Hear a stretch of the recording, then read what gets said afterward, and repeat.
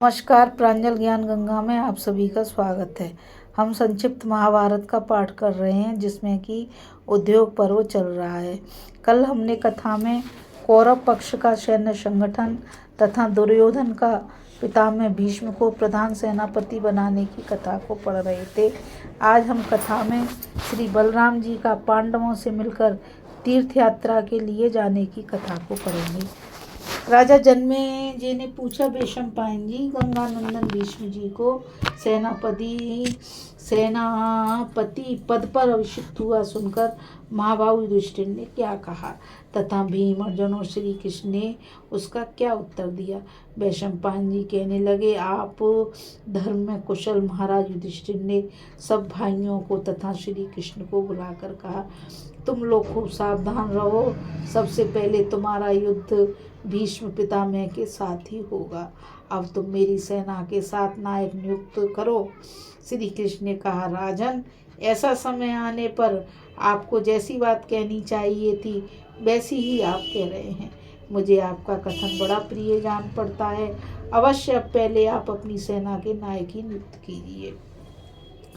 तब महाराज युधिष्ठिर ने द्रुपद, विराट, सात्यकी, धृष्टद्युम्न, धृष्टकेतु, शिखंडी और मगधराज सहदेव को बुलाकर उन्हें विधि पूर्वक सेना नायक के पदों पर अभिषिक्त किया और इनका अध्यक्ष धृष्टद्युम्न को बनाया। सेनाध्यक्ष के भी अध्यक्ष अर्जुन बनाए गए और अर्जुन के भी नेता भगवान श्री कृष्ण थे। बोलो श्री कृष्ण भगवान की जय, बोलो राधा रानी की जय। और इसी समय इस घोर संहारकारी युद्ध को समीप आया जान भगवान बलराम जी अक्रूर, गद, साब्द, उद्धव, प्रद्युम्न और चारुदेष्ण आदि मुख्य यदुवंशियों को साथ लिए पांडवों के शिविर में आए। उन्हें देखकर धर्मराज युधिष्ठिर, श्री कृष्ण, अर्जुन, भीमसेन और उस स्थान पर जो दूसरे राजा थे वे सब खड़े हो गए। उन सब ने समागत बलभद्र जी का सत्कार किया। राजा युधिष्ठिर ने उनसे प्रेम पूर्वक हाथ मिलाया। श्री कृष्ण आदि ने उन्हें प्रणाम किया और बूढ़े राजा विराट एवं द्रुपद को उन्होंने प्रणाम किया। फिर वे राजा युधिष्ठिर के साथ सिंहासन पर विराजमान हुए। उनके बैठने पर जब सब लोग भी बैठ गए तो उन्होंने श्री कृष्ण की ओर देखकर कहा, अब यह महाभयंकर नरसंहार होगा कृष्ण। इस देवी लीला को मैं अनिवार्य ही समझता हूँ।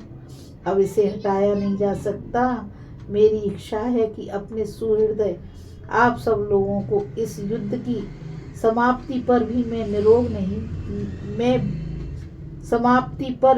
निरोग देख सकूं। इसमें संदेह नहीं।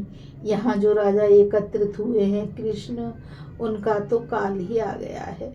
कृष्ण ने तो बार बार कहा था कि भैया अपने संबंधियों के प्रति एक जैसा बर्ताव करो, क्योंकि हमारे लिए जैसे पांडव हैं वैसे ही राजा दुर्योधन है।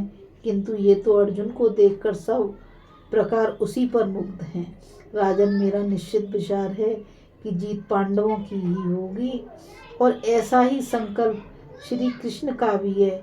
मैं तो श्री कृष्ण के बिना इस लोक पर दृष्टि भी नहीं डाल सकता। अतः ये जो कुछ करना चाहते हैं उसी का अनुवर्तन किया करता हूँ। भीम और दुर्योधन ये दोनों वीर मेरे शिष्य हैं और गदा युद्ध में कुशल हैं। अतः इन पर मेरा समान स्नेह है।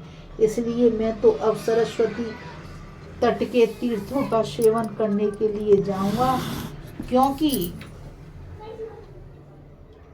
नष्ट होते हुए कुरुवंशियों को मैं उदासीन दृष्टि से नहीं देख सकूंगा। ऐसा कहकर महाभाहु बलराम जी पांडवों से विदा होकर तीर्थ यात्रा को चले गए। बोलो श्री बलराम जी महाराज की जय। अभी हम कथा में श्री बलराम जी का पांडवों से मिलकर तीर्थ यात्रा को जाने की कथा को पढ़ रहे थे। अब हम आगे कथा में रुक्मी का सहायता के लिए आना, किंतु पांडव और कौरव दोनों ही का उसकी सहायता स्वीकार न करने की कथा को पढ़ेंगे। इस कथा में बस इतना ही। मुझ गीता रावत को आज्ञा दीजिए। कल फिर मिलेंगे एक नई कथा के साथ। और मैं आप सभी से यही कहना चाहूँगी कि इस चैनल को ज़्यादा से ज़्यादा लाइक, शेयर और सब्सक्राइब कीजिए ताकि यह अमूल्य ज्ञान अधिक से अधिक लोगों तक पहुंच सके। राधे राधे, जय श्री कृष्णा, नमस्कार।